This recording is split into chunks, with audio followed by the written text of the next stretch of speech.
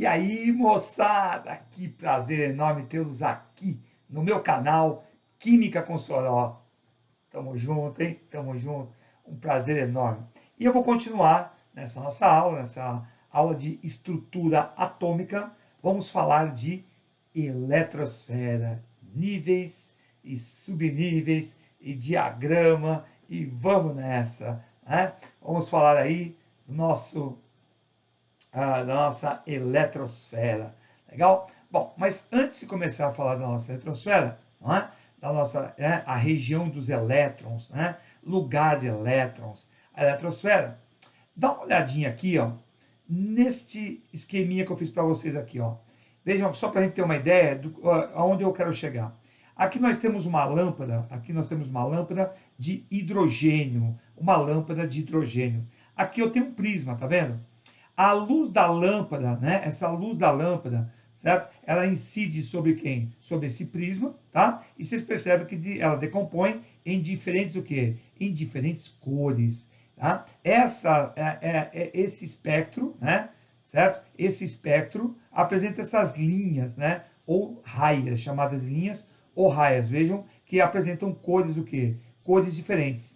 E esse aspecto, né, esse nosso espectro aqui, apresenta um aspecto descontínuo, uma vez que há separação evidente entre essas cores. Então você vê que essa luz da lâmpada de hidrogênio decompõe em cores diferentes, né? Esse espectro aqui que apresenta um aspecto descontínuo, tá? Vejam que coisa interessante. Os cientistas perceberam que elementos químicos diferentes apresentam diferentes espectros, né? Espectros diferentes. Então, para cada elemento eu tenho quem? Como se fosse uma identidade, um RG, né? De cada elemento, né? Tá? Bom, aí, em cima de tudo isso, nós temos o modelo de Bohr. No modelo de Bohr, certo? Ele chega aí, né, através das suas conclusões, que quando os elétrons saltam de um nível mais interno para um nível mais externo, tá? Ele é obrigado a absorver energia. Então, os elétrons absorvem energia ao saltar de um nível inferior, né, um nível mais interno, para um nível mais externo. Tá? E quando ele volta, quando esse elétron sai desse estado excitado, né, chamamos de quem? De estado excitado. Então, quando o elétron ganha energia, né, e salta de um nível interno para um nível mais interno, tá? O que acontece? Ele absorve energia. Quando ele volta desse nível Desse nível mais excitado para um nível menos excitado, lembrando que a ideia é sempre o quê? Os sistemas adquirirem sempre baixa energia. Então, quando os elétrons voltam, né, quando eles voltam para um nível mais mais interno, eles emitem ondas eletromagnéticas na forma de luz. Então, o Bohr, né, ele define que a eletrosfera é dividida em camadas ou níveis de energia. Legal, né? Então vem daí a ideia de níveis de energia. Então esse salto quântico, porque a ideia começa o quê? A ideia da quantização, tá? Ao voltar de um nível mais energético para um nível menos energético, os elétrons emitem ondas eletromagnéticas. Está aí a ideia dessas cores aí serem emitidas pelos elementos químicos. Então a ideia de níveis ou camadas eletrônicas vem daí, né? Da ideia do átomo de Bohr. Então você vê que para o hidrogênio, por exemplo, eu tenho esses espectros nesses comprimentos Nesses comprimentos aí de onda. Né? Cada uma dessas linhas ou raias desse espectro é caracterizada por um comprimento de onda, né? Certo? Assim, cada elemento pode emitir determinados comprimentos de ondas. Interessantíssimo isso, né? Olha que coisa maravilhosa isso. Então, em cima disso, tá? A nossa eletrosfera é dividida em camadas ou níveis de energia. Então, agora você já sabe, você já tem uma ideia de como que apareceu, e como vem esses níveis ou camadas. E eu pergunto para vocês, quantas camadas existem? E aí, responde o professor, quantas camadas existem? Professor, tem 7. Deve ter infinitas, né? Certo? Mas quantas camadas existem? sei lá, infinitas, não sei quantas existem. Quantas são conhecidas? 7. 7 camadas designadas pelas letras K, L, M, N, O, P, Q. Ou pelos níveis de energia, né, moçada? Nível 1, nível 2, nível 3, olha que coisa linda. Nível 4, nível 5, nível 6, nível 7. Agora eu pergunto para vocês, quantos elétrons cabem em cada nível? Quantos elétrons cabem em cada camada? Então vocês têm aí o dado teórico, né? Teoricamente, tá? A equação de Heisenberg, né? A equação de Heisenberg, certo? Define que o número de quem? De elétrons, né? Certo? O número de elétrons é 2 vezes o nível elevado ao quadrado. Olha que coisa linda, moçada. Você começa a ter, né? Você é meu aluno top de linha, né? Você é aluno top. E aí você entende de onde que vem o número máximo de elétrons, né? Certo? Então vejam, se n é igual a 1, coloca 1 no lugar do n. 1 ao quadrado, 1 vezes 2, 2. Então aqui na camada K, cabe no máximo 2 elétrons. N igual a 2, 2 ao quadrado, 4 vezes 2, 8. 3 ao quadrado vezes 2, 18. 4 ao quadrado vezes 2, 32. Veja que eu estou colocando o nível no lugar aqui do n e estou fazendo a conta. 5 ao quadrado vezes 2, 50 elétrons. 6 ao quadrado vezes 2, 72 elétrons. Coisa linda. 7 ao quadrado vezes 2, 98 elétrons. Então, estes números são os números teóricos que cabem em cada camada usando a equação de Rydberg. Certo ou não? Muito bem. Vejam, hoje são conhecidos 118 elementos. 118 elementos. E esses 118 elementos estão divididos, seus elétrons estão divididos da seguinte maneira: 2 na primeira camada, 8, 18, 32, 16, eu estou ficando 16, 32, 18 e 8. Essa é a distribuição do elemento químico 118 hoje, né? O organesson, certo? Então aí você tem o elemento químico 118 com seus elétrons distribuídos dessa maneira nas 7 camadas. Aí você vai falar assim, mas professor, está diferente do número de elétrons que cabe teoricamente? Não, não, está igualzinho. Se vocês olharem aqui, olha só que legal, coisa linda. As 4 primeiras camadas estão completas, ó. Então, para o elemento químico 118, as 4 primeiras camadas já estão o quê? Já estão preenchidas, já atingiram o limite máximo de elétrons que cabe. Hoje temos 32 elétrons no 5º nível. Cabem 50, ainda cabem mais 18, vejam. No nível 6, teoricamente, cabem 72 elétrons. Hoje eu tenho 18. No nível 7, cabem 98. Hoje eu tenho 8. Legal, né? Então, isso vai um dia, esse 32 vai virar 50, à medida que os elementos químicos vão sendo descobertos, os novos elementos vão sendo descobertos. Aí você fala assim, mas professor, então por que você não pega o 18 daqui e joga, E joga para cá, ó. Pega esse 18 aqui, joga para cá e completa para 50. Porque existe uma ordem, né, turma? Existe uma ordem, tá? E essa ordem que você vai aprender hoje comigo também. Legal? Bom, aí, né, um pouco mais tarde, depois do Niels Bohr, né? Do Niels Bohr, tá?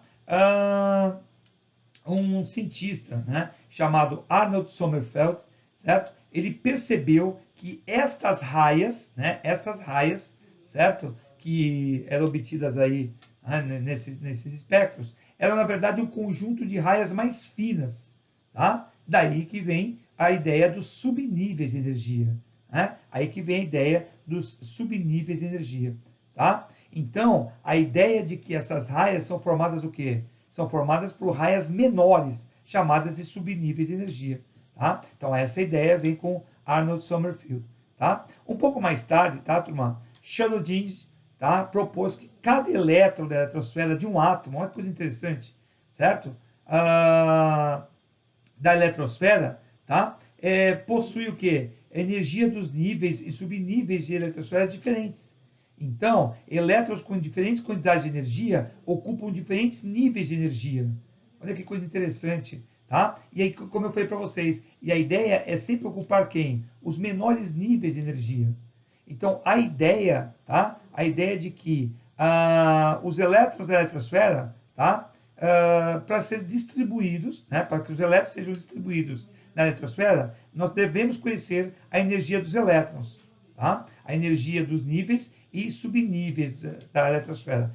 Tá? E sabendo que, então, os elétrons, como eu disse para vocês, para eles saltarem de um nível menos energético para um nível mais energético, eles precisam absorver energia. Então, à medida que eu vou me afastando do núcleo, tá? À medida que eu vou me afastando do núcleo, tá? Os níveis ficam cada vez o quê? Mais energéticos. Tá aí a ideia que eu acabei de falar para vocês, de Schrödinger, certo? Legal, né? Tá? Então, nós temos a ideia. Quantos subníveis são conhecidos? São conhecidos 7 subníveis. 7 subníveis. S, P, D, F, G, H, I. S, P, D, F, G, H, I. Tá? Então, imagine o seguinte. Imagine que a eletrosfera fosse uma escola com 7 andares. 7 andares. Os elétrons são os alunos. E os subníveis são as salas de aula. Então, a sala de aula S cabe no máximo 2 alunos. O P, 6. Você somou 4, professor? Vai somando de 4 em 4. 10, 14, 18, 22 e 26.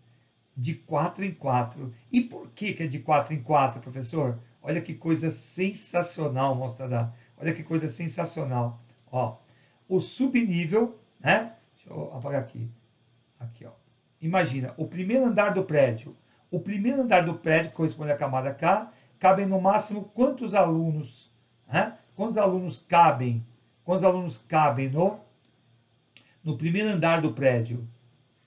Quantos alunos cabem no primeiro andar do prédio? Fala, professor. Cabem 2 alunos, professor. Beleza. Então eu preciso de quantas salas de aula? Eu preciso de quantas salas de aula? Uma sala de aula. A sala de aula S suporta 2 alunos. Então, o primeiro andar só tem o quê? Uma sala de aula S, que cabe 2 alunos. S vem de Sharp.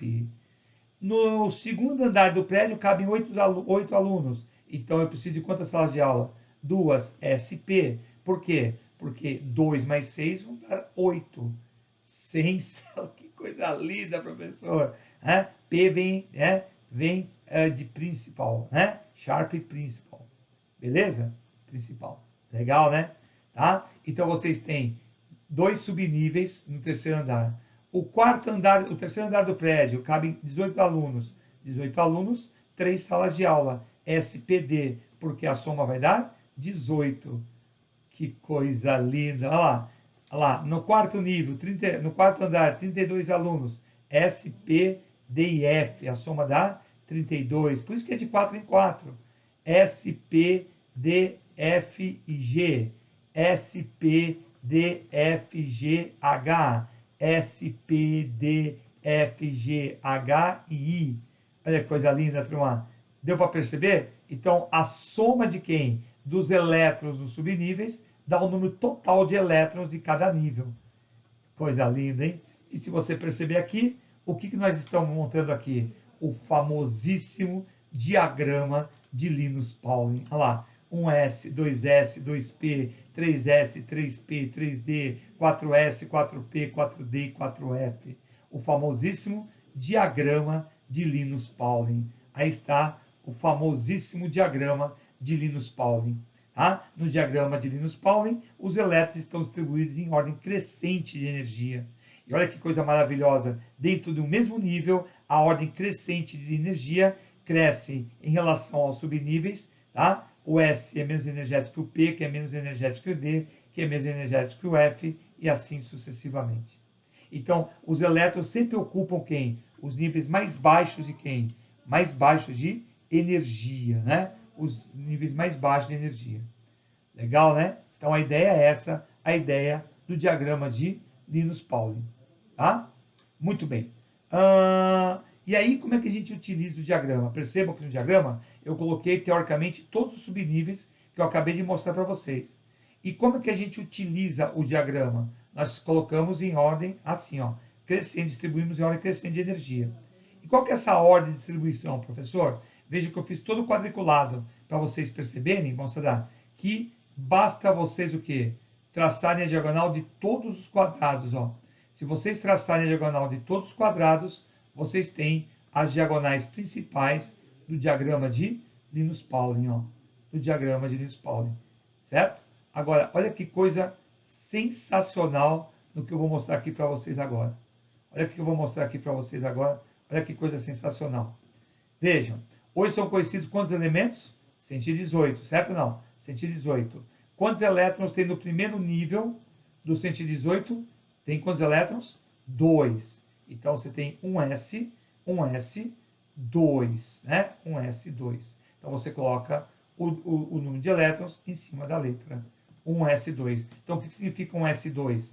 Primeiro nível, subnível S com 2 elétrons. O segundo nível, cabe quantos elétrons hoje para o 118? 8. Então, eu vou ter S2 e P6. S2 e P6. Coisa linda, hein? Para, o 18, para a terceira camada, 18 elétrons. Então, lá, 2 mais 6 mais 10, 18. No segundo, no quarto nível, 32. Então, você vai ter 2, 6, 10 e 14. Coloca sempre em cima da letra o número de elétrons que cabe no máximo em cada subnível. Agora, olha que coisa linda. Olha que coisa linda. 32 elétrons no quinto nível. Então, você vai ter 2, 6, 10 e 14. O subnível G, né, o 5G, ele existe, só que ele está vazio. Ele está vazio, por isso que ele não aparece no diagrama. Mas ele existe, só que ele está vazio. No subnível P para o 118, nós temos 18 elétrons. Então, você tem 2, 6, 10, 18. Né? 2, 6, 10, 18. Então, o subnível 6F, 6G e 6H, eles estão vazios no sexto nível. Por isso que eles não aparecem aí na maioria dos livros e de apostilas de química. Mas eles existem. No último nível, temos 8 elétrons. 8 elétrons S2 e P6. Então, o 7D está vazio, o 7F está vazio, o 7G, o 7H e o 7I estão todos vazios. Por isso que para o elemento químico 118, na grande maioria dos livros, essa parte aqui está toda vazia, não aparece. Mas eles existem, só que eles estão o quê? Estão vazios. Legal, né? Tá? Professor, e se quando eu tiver o elemento químico 121, né? 121, como que vai acontecer? O que vai acontecer? Olha que legal. Olha que 10. Olha que coisa linda. Como é que a gente usa o diagrama de Linus Pauling? No sentido horário, sentido do relógio, ó.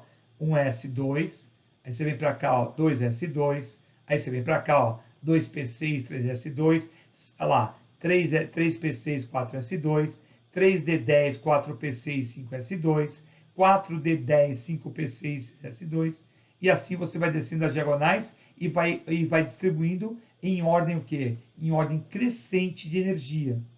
Então, por exemplo, para o elemento químico ferro, número atômico 26, você tem 1S, 2S, 2P, 3S, 3P e 3D, 4S, e assim vai. E você vai colocando as diagonais, ó. As diagonais da primeira diagonal, a segunda diagonal, a terceira diagonal, a quarta diagonal, a quinta diagonal. Para o elemento químico 26, né, eu tenho 26 prótons e 26 elétrons, né? No atômico 26. Então, vamos colocar 26 aqui, ó. 1S2, 2S2, 2P6, 3S2, 3P6, 4S2, 2, 4, 10, 12, 18, 20. 2, 4, 10, 18, 12. 2, 4, 10, 12, 18, 20. Então, até aqui tem 20 elétrons, faltam 6. O D cabe 10, onde cabe 10, cabem 6. Então, você tem a distribuição do elemento químico 26. Coisa linda, né, turma? Em ordem, a ordem que foi distribuída, a ordem que foi feita a distribuição, aí está, ó, a ordem de distribuição do diagrama de Linus Pauling para o elemento ferro, mostra que esta distribuição está em ordem crescente de energia. Está em ordem crescente de energia.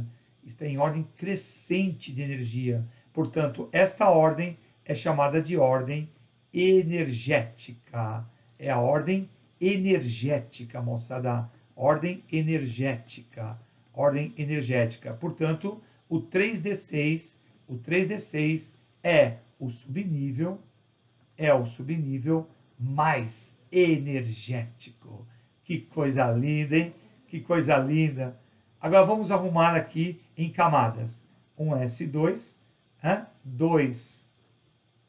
2s2, 2p6, olha lá, 3s2, 3p6, 3d6 e 4s2.